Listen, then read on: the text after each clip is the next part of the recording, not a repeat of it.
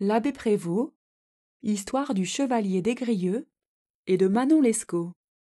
Suite de la première partie. Mon frère était effectivement à m'attendre.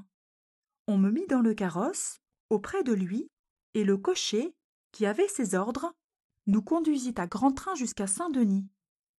Mon frère m'embrassa tendrement, mais il ne me parla point, de sorte que j'eus tout le loisir dont j'avais besoin pour rêver à mon infortune.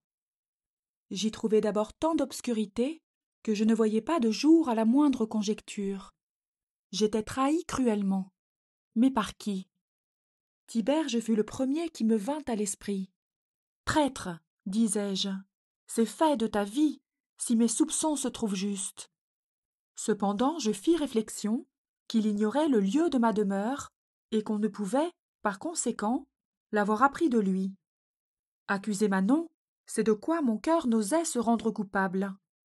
Cette tristesse extraordinaire dont je l'avais vue comme accablée, ces larmes, le tendre baiser qu'elle m'avait donné en se retirant, me paraissaient bien une énigme.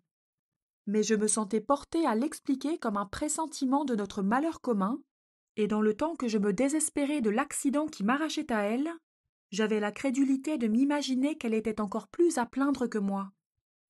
Le résultat de ma méditation fut de me persuader que j'avais été aperçue dans les rues de Paris par quelques personnes de connaissance qui en avaient donné avis à mon père. Cette pensée me consola. Je comptais d'en être quitte pour des reproches ou pour quelque mauvais traitement qu'il me faudrait essuyer de l'autorité paternelle. Je résolus de les souffrir avec patience et de promettre tout ce qu'on exigerait de moi pour me faciliter l'occasion de retourner plus promptement à Paris et d'aller rendre la vie et la joie à ma chère Manon. Nous arrivâmes, en peu de temps, à Saint-Denis. Mon frère, surpris de mon silence, s'imagina que c'était un effet de ma crainte. Il entreprit de me consoler, en m'assurant que je n'avais rien à redouter de la sévérité de mon père, pourvu que je fusse disposée à rentrer doucement dans le devoir et à mériter l'affection qu'il avait pour moi. Il me fit passer la nuit à Saint-Denis, avec la précaution de faire coucher les 3 laquais dans ma chambre.